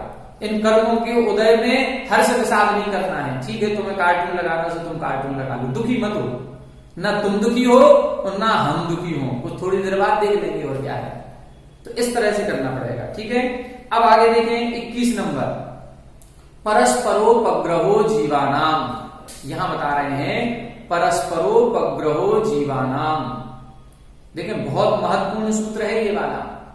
परस्पर उपग्रह जीवानाम, जीव का उपकार परस्पर में होता है। जीव पुद्गल पे क्या उपकार करेगा? जीव जीव के ऊपर उपकार करता है। कैसे? परस्पर में। जीव का उपकार परस्पर में, ये सब जगह जहां पर भी हम लोगों का 3 लोग का नक्शा बना होता है, झंडे में बनाया है, कहीं भी बनाया, किताबों में नीचे लिखा रहता है परस्परोपग्रहो जीवानाम। शादी का कार्ड छपाया, शादी के कार्ड में चित्र बना करके नीचे लिख दिया परस्परोपग्रहो जीवानाम। ये इससे हमारा पूरा लोक व्यवहार चल रहा है। यदि ये संसार हमारा चल रहा है तो परस्पर में एक दूसरे के उपकार से ही चल रहा है। बिना उपकार के हमारा एक क्षण भी नहीं निकल सकता। चाहे घर में हम एक दूसरे सदस्य हों, चाहे वो पड़ोस के लोग हों, चाहे वो पूरी समाज हो। ठीक है, हम घर में हैं तो मम्मी ने हमें रोटी बना करके दी, ये उनका उपकार है। हमने उनको सब्जी ला करके दी, ये हमारा उपकार हो गया उनके ऊपर। पापा जी ने पैसे कमा करके लाए, ये उनका उपकार हो गया। तो सबका एक दूसरे पर उपकार है। बच्चे कुछ ना कुछ करेंगे, जाओ प्लेट उठा के ले आओ, जाओ गिलास उठा करके ले आओ, ये थाली रखाओ, कुछ ना कुछ वो भी उपकार कर रहे हैं। तो ये सब एक दूसरे पर उपकार चलता रहेगा। हम बाहर बाजार में गए, बाजार में हमने सब्जी खरीदी, तो हम सोच रहे हैं कि हमने सब्जी खरीदी, वो उसने हमें सब्जी दी। उसने सब्जी नहीं दी, उसने हमारे ऊपर उपकार किया, जो हमें सब्जी दे दी ला करके। क्योंकि सब्जी हमने तो घर में उगाई नहीं थी, हमारे घर में गाय भैंस नहीं है, तो दूध हमारे यहाँ तो है नहीं। तो ये दूध वाले का उपकार है जो उसने दूध ला करके हमको दे दिया। तो हमने उसमें क्या किया, हमने उसको पैसे दे दिए, ये हमने उसके ऊपर उपकार कर दिया। उसको पैसे की जरूरत थी, उसके पास दूध एक्स्ट्रा हो रहा था, हमारे पास पैसे एक्स्ट्रा हो रहे थे, दूध नहीं था, तो उसने हमको दूध दे दिया, हमने उसको पैसे दे दिए, ये उपकार है। पहले के जमाने में, आज तो व्यापारिक रूप हो गया, ये पैसे से चलने लगा। पहले पैसे से नहीं होता था, विनिमय होता था, वस्तु विनिमय। उस समय गांव में किसी के खेत में बाजरा है, किसी के खेत में गेहूं है, किसी के खेत में ज्वार है, आपने 1 किलो ज्वार ला करके उनको दी, उनसे 1 किलो बाजरा ले लिया, तो परस्पर में अदला बदली कर ली सामान की, बस। और क्या करना है, तुम्हें बाजरे की जरूरत है, हमें ज्वार की जरूरत है, तुम्हारे पास बाजरा है तो हमें दे दो, हमने तुम्हें दे दिया, ये उपकार हो गया। आज चूंकि पैसे का महत्व ज्यादा बढ़ गया, वस्तु विनिमय खत्म हो गया, तो पैसा भी उपकार कर रहा है। पैसे भी सारा उपकार ही तो है, जिसको जिस वस्तु की। आज जितने लोग दुकान खोल करके बैठे हैं, चाहे वो किराने की हो, चाहे कपड़े की हो, चाहे कोई भी हो, हम लोग नौकरी कर रहे हैं तो नौकरी वाले से क्यों कर रहे हैं, केवल पैसे के लिए। जिसने नौकरी पर लगाया है उसको नौकर की जरूरत थी, वो अकेले काम नहीं कर पा रहा था, उसको नौकर की जरूरत थी। उसने कहा हम तो 5,000 रुपए देंगे, हम तो 25,000 देंगे, हमें एक आदमी ला दो जो हमारा काम कर दे। तो उसने 25,000 दे दिए, अपना काम करवा लिया, और हमें 25,000 की जरूरत थी, सो हम उसके यहाँ नौकर बन गए। दुकानदार ने दुकान खोली, उसको दुकानदार को पैसे की जरूरत है, तो वो सिस्टम बना हुआ है पूरा, उसको पैसे की जरूरत थी। उसने कहा कि आज एक व्यक्ति यहाँ से 3 किलोमीटर दूर जाएगा सामान खरीदने के लिए, हम यही ला करके देंगे, बस 1 रुपया हमें एक्स्ट्रा दे देना। वो बाजार से 10 रुपए किलो लाया, तो मैं 11 रुपए किलो में दे दिया, हमें 1 रुपया मिल गया, ये हमारा उपकार हो गया। हमने चीज आपको ला करके दे दी, आपका उपकार हो गया। तो ये परस्पर में उपकार चलता रहता है सभी का, पूरा लोक व्यवहार इसी उपकार पर चल रहा है। जिस दिन ये उपकार खत्म हो जाएगा, उस दिन लोक व्यवहार समाप्त हो जाएगा। ठीक है, अगला है अब काल द्रव्य का उपकार। काल द्रव्य क्या उपकार करता है, तो अगला सूत्र पढ़ें, वर्तना परिणाम क्रिया परत्वा परत्वे च कालस्य। वर्तना परिणाम क्रिया परत्वा परत्वे च कालस्य। यहां बता रहे हैं काल द्रव्य का उपकार। काल द्रव्य का उपकार वर्तना, परिणाम, क्रिया, परत्व और अपरत्व। देखें, काल द्रव्य के 2 भेद होते हैं, एक निश्चय काल और एक व्यवहार काल। निश्चय काल किसे कहते हैं, निश्चय काल उसे कहते हैं जो हमारे देखने में नहीं आता। परिवर्तन तो हो रहा है, लेकिन जिसको हम देख नहीं सकते, जिसको हम पकड़ नहीं सकते, जिसको हम कह नहीं सकते, वो होता है निश्चय काल। प्रति समय का परिवर्तन, वो निश्चय काल। और व्यवहार काल क्या है, जो हमारे कहने में आता है, देखने में आता है, उसको हम व्यवहार काल कहते हैं। जैसे कल हमने शायद आपको बताया था कि हमने कुकर लगाया या एक बर्तन में चावल पकने को रख दिए, अब 20 मिनट में वो चावल पक करके तैयार हो गया। तो ये जो 20 मिनट का समय लगा, ये व्यवहार काल है। लेकिन चावल कब पका, चावल प्रति समय पक रहा है, ये निश्चय काल। और उस निश्चय काल को हम कह नहीं सकते, ना उसको हम पकड़ सकते हैं। हम ये नहीं बता सकते कि चावल किस समय पक गया। हमें तो ये अंदाज है कि 20 मिनट में चावल पक जाएगा, लेकिन वो पकने की प्रोसेस 1 सेकंड में या 1 समय में नहीं हुई। वो पकने की प्रोसेस पूरे 20 मिनट कंटिन्यू चली है। अब वो कंटिन्यू जो चली तो एक एक समय में जो परिवर्तन हुआ वो एक समय का परिवर्तन निश्चय काल है, और जो हमारे देखने में आया वो व्यवहार काल है। ठीक है, हमने अपने कपड़े धोए और धो करके पहनने के बाद हमें 4 दिन बाद 3 दिन बाद पता चला कि ये गंदे हो गए। तो ये कपड़ा कब गंदा हुआ ये समय अपन नहीं निकाल सकते। जो हल्की धूल मिट्टी लग रही, किसी दाग विशेष लग जाए वो अलग बात है कि ये दाग कैसे लग गया, वो तो हम बता देंगे। लेकिन जो सामान्य से गंदा हो रहा है हम उसका पर्टिकुलर कोई समय नहीं बता सकते कि ये कब गंदा हो गया। वो तो जिस समय से हमने धो करके सूखने डाला था तभी से उसमें धूल आदि के कण चिपकना शुरू हो गए। जब से हमने पहनना शुरू किया तभी से 3 दिन तक लगातार उसमें धूल मिट्टी चिपक रही है। हमें तो 3 दिन बाद लगा कि अब ये धूल मिट्टी दिखने लगी। जब वो दिखने लगती है तब हम समझते हैं ये गंदा हो गया। ठीक है, तो वो जो दिखने लगा या जो हमें समझ में आ गया वो कहलाएगा व्यवहार काल। निश्चय काल जो प्रति समय का परिवर्तन है। हम लोगों के घर में बच्चे होते हैं, जो वो बच्चे हम रोज उनको देखते हैं तो हमको पता नहीं चलता कितना बड़ा हो गया। लेकिन कभी नाना नानी आ जाएं, कभी कोई दादा दादी दूर से कोई रिश्तेदार आए तो वो कहते अरे तुम तो इतने बड़े हो गए। अब वो इतने बड़े कहां से हो गए, एक दिन में थोड़ी हो गया। हम लोगों को तो कभी एहसास नहीं होता जो रोज देख रहे हैं। रोज देखने वाले को नहीं पता चलेगा, क्यों? क्योंकि उसकी वृद्धि रोज हो रही है। रोज होने वाली वृद्धि को हम नहीं पकड़ पाएंगे, ना हम लोग व्यवहार कर पाएंगे। वो 1 साल में 3 इंच बढ़ गया तो वो 3 इंच कौन से दिन बढ़ गया, हम एक दिन का नहीं पता कर पाएंगे। वो प्रति समय बढ़ रहा है आधा मिलीमीटर करके। लेकिन हमको कब पता चलेगा, जब हम वो 1 साल बाद अपनी हाइट नापेंगे, अरे हम 3 इंच बढ़ गए। वो कहलाएगा व्यवहार काल। तो निश्चय काल प्रति समय का परिवर्तन है, और व्यवहार काल घड़ी घंटा दिन साल महीने जो हम व्यवहार करते हैं वो है। तो वर्तना का मतलब है निश्चय काल। तो निश्चय काल का हमारे ऊपर क्या उपकार है? ये निश्चय काल का उपकार है कि हमारे अंदर परिवर्तन हो रहा है प्रति समय। यदि ये परिवर्तन नहीं होता, निश्चय काल नहीं होता, तो जो वस्तु जिस रूप में है वो उसी रूप में रहती हमेशा, उसमें कोई परिवर्तन ही नहीं होता, बदलती नहीं। जो जैसी लगी वो वैसी लगी रहती, उसमें परिवर्तन हो रहा है, ये निश्चय काल। अब देखें परिणाम, क्रिया, परत्व और अपरत्व, ये व्यवहार काल है। परिणाम किसे कहते हैं? देखें, अब 2 प्रकार की वस्तुएं हैं। एक वस्तु होती है जो स्थिर है, जो अपने स्थान से नहीं हिल रही है, और दूसरी वस्तु होती है जो स्थिर नहीं है, कभी इधर रखी कभी उधर रखी, कभी इधर जा रही है कभी उधर, उसको बोलते हैं हम क्रिया। तो परिणाम किसे कहते हैं? स्थिर वस्तु में जो परिवर्तन हो रहा है वो परिणाम कहलाता है। स्थिर वस्तु में जो परिवर्तन हो रहा है वो परिणाम, और चलायमान वस्तु में जो परिवर्तन हो रहा है वो क्रिया कहलाती है। जैसे हमने एक घर बनवाया अपना, अब वो घर स्थिर है कि चलायमान है? स्थिर है, जहां है वहीं पर रहेगा, 60 70 100 साल 200 साल तक रहेगा। लेकिन क्या वो 100 और 200 सालों में उसकी दीवारों में कोई परिवर्तन नहीं आएगा? आएगा।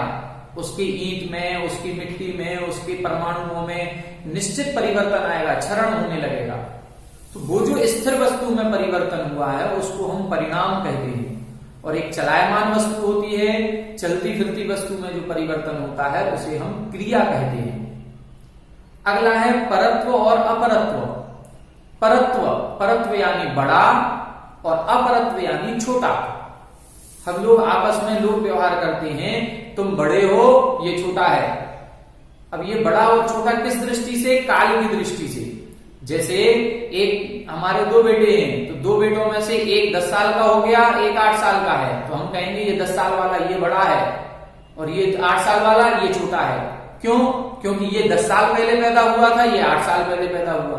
तो ये जो हमने काल की अपेक्षा भेद किया, ये 10 साल पहले, ये 8 साल पहले, ये कहलाएगा परत्व अपरत्व। या नया और पुराना, कई चीजों में लोग व्यवहार होता है हमारा, ये वस्तु नई है ये वस्तु पुरानी है, ये मोबाइल हमने 2 साल पहले खरीदा था, ये मोबाइल ये अभी कल ही खरीद के लाए, तो ये नया हो गया।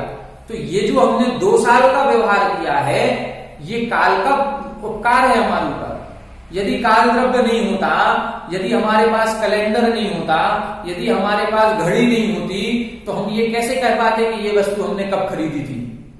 हमने 2 साल पहले खरीदी कि 2 महीने पहले खरीदी कि हमने इतने बजे खरीदी, हम कह ही नहीं पाते, क्यों? ना घड़ी है, ना हमारे पास कैलेंडर है। काल द्रव्य नहीं होता तो ये सारा लोक व्यवहार नहीं होता। काल द्रव्य है, इसलिए हम नए पुराने का भेद कर पा रहे हैं, बड़े छोटे का भेद कर पा रहे हैं। तो ये सब काल द्रव्य का उपकार है। परिणाम और क्रिया हो रही है, चलायमान वस्तु में भी परिवर्तन हो रहा है, स्थिर वस्तु में भी परिवर्तन हो रहा है। तो ये सब क्या कहलाएगा? काल द्रव्य का उपकार। तो यहां पर उपकार का वर्णन पूरा कर दिया। धर्म द्रव्य का उपकार बताया, चलते हुए जीव और पुद्गल को चलने में सहायता करना। अधर्म द्रव्य का उपकार बताया, ठहरते हुए जीव और पुद्गल को ठहरने में सहायता करना। आकाश द्रव्य का उपकार, सबको स्थान देना। ठीक है। पुद्गल द्रव्य का उपकार, शरीर, वचन, मन, श्वासोच्छ्वास, सुख दुख, जीवन मरण, ये सब कुछ पुद्गल द्रव्य का उपकार है। जीव द्रव्य का ये परस्पर में उपकार चलता है इसका। काल द्रव्य का परिणाम, क्रिया, परत्व, अपरत्व, ये सब काल द्रव्य के उपकार हैं। तो यहां तक ये उपकार का वर्णन पूरा हो गया। अब यहां से पुद्गल द्रव्य का लक्षण बता रहे हैं। पुद्गल द्रव्य किसे कहते हैं? तो अगला सूत्र लिखा, स्पर्श रस गंध वर्णवंता पुद्गला। स्पर्श रस गंध वर्णवंता पुद्गला। यहां बता रहे हैं स्पर्श रस गंध वर्णवंता। वंता में वान शब्द निकलेगा, वान शब्द सभी में लगाएंगे। जैसे अपन बोलते धनवान, रूपवान। धनवान का मतलब जिसके पास खूब पैसा है वो धनवान। इसी तरह से स्पर्शवान, जो स्पर्श किया जाता है, जिसमें स्पर्श का गुण होता है वो स्पर्शवान। जिसमें रस का गुण होता है वो रसवान। जिसमें गंध का गुण होता है वो गंधवान। और जिसमें वर्ण पाया जाता है वो वर्णवान। तो जिसमें स्पर्श रस गंध और वर्ण पाया जाता है उसे हम पुद्गल कहते हैं। ये पुद्गल का लक्षण। जिसमें क्या है? स्पर्श हो, रस हो, गंध हो और वर्ण हो, ये चारों गुण जिसमें पाए जाते हैं उसे हम पुद्गल कहते हैं। अब हमारी आंखें चारों को नहीं देख सकती कि हमारी आंखें या हमारे कान या हमारी इंद्रियां जो भी हैं ये चारों को ग्रहण कर लें, आवश्यक नहीं है। किसी चीज को हम आंखों से देख पाते हैं लेकिन हम चक्षु इंद्री, घ्राण इंद्री, रसना इंद्री, कर्ण इंद्री का विषय नहीं बना पाते। किसी को हम घ्राण इंद्री का विषय बनाते हैं तो वो चक्षु इंद्री का विषय नहीं बनता। किसी को स्पर्शन इंद्री का विषय बनाते हैं तो वो अन्य इंद्री का विषय नहीं बनता। तो जरूरी नहीं है कि सभी इंद्रियों का विषय बन जाए। ये हमारा ज्ञान का क्षयोपम है, नहीं है हमारा उतना क्षयोपम कि हम सारे पदार्थों के चारों गुणों को देख लें। लेकिन हमें ये स्वीकार करना पड़ेगा कि जिसमें एक गुण भी है उसमें चारों गुण नियम से होते हैं। स्पर्श का गुण है तो रस गंध वर्ण भी होगा ही होगा। गंध का गुण है तो स्पर्श रस वर्ण भी होगा ही होगा।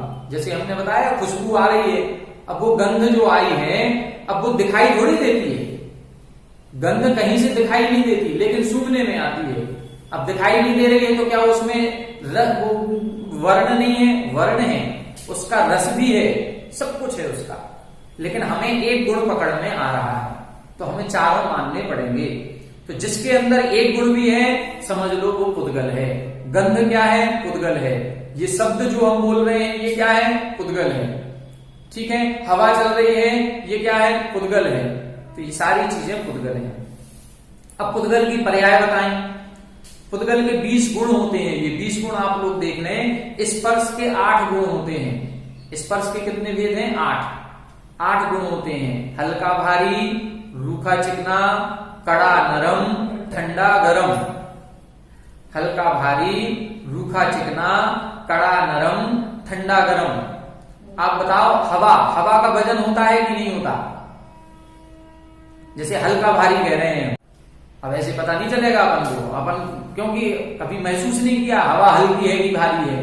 लेकिन जब आप सुनार के यहाँ जाएंगे, ज्वेलर्स के यहाँ जाएंगे तो ज्वेलर्स की तराजू देखो वो बिल्कुल बंद रखता है उसको, वो कांच की पेटी में बिल्कुल बंद रखेगा, एक आपकी अंगूठी भी तोलेगा तो पहले उसको बंद कर देगा, हवा नहीं जानी चाहिए, क्योंकि हवा के वजन से उसमें 1-2 रत्ती का भी अंतर आ गया तो उसको तो नुकसान हो जाएगा, सही वजन नहीं तोल पाएंगे।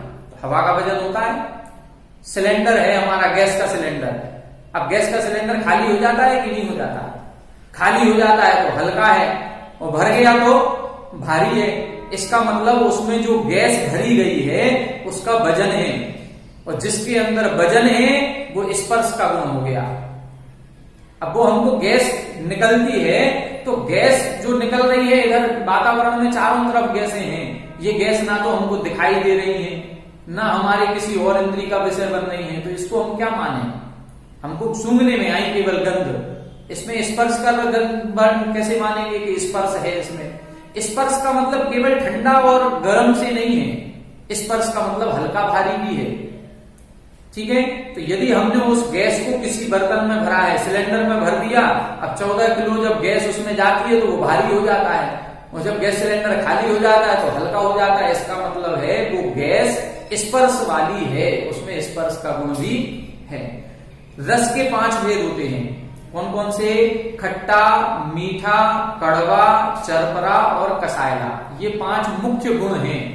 खट्टा, मीठा, कड़वा, चरपरा, कसायला, हमारी जो ये रसना इंद्रिय है इन 5 गुणों को ग्रहण करती है, ठीक है। इसके बाद है गंध। गंध 2 प्रकार की, सुगंध होगी या दुर्गंध होगी। और वर्ण 5 प्रकार का है, काला, नीला, पीला, लाल, सफेद, ठीक है। तो ये 5 प्रकार का वर्ण है। 5 प्रकार के वर्णों से मिलकर के फिर अन्य अनेक प्रकार के वर्ण बन सकते हैं, लेकिन ये 5 प्रकार का हो गया। अब पुद्गल की पर्याय देते हैं अपन। पुद्गल कितने रूपों में पाया जाता है? पर्याय का मतलब उसके रूप देखें, पढ़े सूत्र पढ़े। शब्दबंध, शब्दबंध, सूक्ष्म स्थौल्य, सूक्ष्म स्थौल्य, संस्थान, भेद तमश्छाया, भेद तमश्छाया, तपोद्योतवन्तश्च, तपोद्योतवन्तश्च, शब्दबंध, सूक्ष्म स्थौल्य, संस्थान, भेद तमश्छाया, तपोद्योतवन्तश्च। शब्दबंध, सूक्ष्म स्थौल्य, संस्थान, भेद तमश्छाया, तपोद्योतवन्तश्च। यहां बता रहे हैं जो पुद्गल होगा वो पुद्गल शब्द रूप हो सकता है। शब्द, बंध, सूक्ष्म यानी सूक्ष्मता, स्थौल्य यानी स्थूलता, संस्थान का मतलब होता है आकार, भेद का मतलब होता है उसके टुकड़े आदि करना, तम का मतलब अंधकार, छाया का मतलब प्रतिबिंब, तम आतप, आतप यानी तेज प्रकाश, और उद्योत यानी शीतल प्रकाश। तो इस प्रकार से ये पुद्गल द्रव्य की पर्याय होती हैं। जो हम ये शब्द बोल रहे हैं ये शब्द क्या है? पौद्गलिक हैं। शब्द को पुद्गल की पर्याय माना गया, ये पुद्गल है, ठीक है। बंध, बंध किसे कहते हैं? 2 वस्तुओं का बंध होना, वो बंध है, इससे पुद्गल बन जाएगा। जैसे हमने आटा लिया और आटे में पानी डाल करके गूंथ लिया और इतना बड़ा लोई बना ली उसकी, ये हमने क्या कर दिया? बंध कर दिया। उन सारे आटे के छोटे छोटे कणों को मिला करके एक कर दिया, ये बंध हो गया। तो ये क्या है? पुद्गल है। सूक्ष्म, सूक्ष्मता, सूक्ष्मता 2 प्रकार की होती है। एक सबसे सूक्ष्म, सबसे जघन्य, आत्यंतिक सूक्ष्म उसको बोलते हैं, और एक होता है आपेक्षिक। आपेक्षिक का मतलब ये किताब से ये किताब छोटी है, या इससे ये छोटा है। जैसे मान लो ये चौक है, ये छोटी है ये बड़ी है, ये किसका भेद हो गया? ये अपन ने पुद्गल से जाना, ये पुद्गल है, ये छोटा है ये बड़ा है। अब इसको भी, ये छोटा है कि बड़ा है, इसको क्या कहेंगे? कुछ नहीं कह सकते हम। जब इसके सामने हम ये लाएंगे अब बता सकते हैं कि ये छोटा है कि बड़ा है, ये बड़ा है। और इसके सामने यदि हम और बड़ी ला करके खड़ी कर दें तो कहेंगे ये बड़ी है। तो ये सूक्ष्मता और स्थूलता अपेक्षाकृत होती है। अपेक्षाकृत का मतलब है जब उसके सामने कोई बड़ी चीज आ जाती है तो वो छोटी हो जाती है, और जब उसके साथ कोई छोटी चीज आ जाती है तो वही बड़ी हो जाती है। कुछ चीजें ऐसी हैं जो अत्यंत सूक्ष्म होती हैं, जैसे परमाणु, परमाणु से छोटा कुछ भी नहीं। और इसी तरह से एक महास्कंध की कल्पना की जाएगी, उस महास्कंध से बड़ा कुछ भी नहीं, तो ऐसे हो जाता है। संस्थान का मतलब है आकार, जैसे हम बोलते हैं चौकोर, त्रिकोण, गोल, ठीक है, और कई तरह की आकृति, विभिन्न विभिन्न प्रकार की जो आकृति बनती हैं, ये भी पुद्गल की पर्याय है। ठीक है। भेद, भेद का मतलब होता है तोड़ना किसी चीज जैसे हमने कोई एक मटका हमारे पास रखा हुआ था, घड़ा मिट्टी का, हमने उसको फोड़ दिया तो छोटे छोटे खप्पड़ बन गए। हमारे पास गेहूं था, हमने गेहूं को पीस लिया, आटा बन गया। ये सब क्या है? ये भेद है। दाल बना लेते हैं हम, दो चना था, चने को दल दिया, उसकी दो दाल बन गई, हम उसको और पीस लिया तो बेसन बन गया। ये सब क्या है? ये भेद कहलाएगा। तम का मतलब अंधकार, छाया का मतलब, छाया से दोनों चीजें लेते हैं, हमारा परछाई पड़ना वो भी छाया है, और हमारी जो फोटो निकलती है वो भी छाया है। तो ये क्या है? पौद्गलिक है। आतप, आतप का मतलब होता है तेज प्रकाश पुंज, जैसे सूर्य की गर्मी, ये क्या है? पौद्गलिक है आतप। और उद्योत, जैसे चंद्रमा की शीतल प्रकाश जो होता है वो उद्योत के अंतर्गत आता है। इस प्रकार से ये पुद्गल की पर्याय होती हैं। ठीक है। अब पुद्गल के भेद आ रहे हैं, अगला सूत्र पढ़ेंगे, अणवा स्कंधाश्च। अणवा स्कंधाश्च, यहां बता रहे हैं पुद्गल के दो भेद हैं, अणु और स्कंध। पुद्गल के दो भेद कौन से? अणु और स्कंध। अणु किसे कहते हैं? जो सबसे सूक्ष्म होता है, जिसका दूसरा विभाग न हो सके, उसे हम अणु कहते हैं। पुद्गल का वह सूक्ष्मतम कण जिसका दूसरा विभाग ना हो सके वो परमाणु या अणु कहलाता है। स्कंध किसे कहेंगे? ऐसे दो या दो से अधिक अणुओं के मिलने पर जो बनता है उसे हम स्कंध कहते हैं। ठीक है। एक अणु था, अब हमने एक और उसमें मिला दिया, अब ये दो अणु हो गए, तो अब ये दो परमाणु नहीं कहेंगे, अब हम इनको कहेंगे स्कंध। ऐसे 10 अणु का स्कंध था, एक और हमने इसमें मिला दिया, तो अब ये 11 अणु का स्कंध बन गया, तो ये स्कंध कहलाएगा।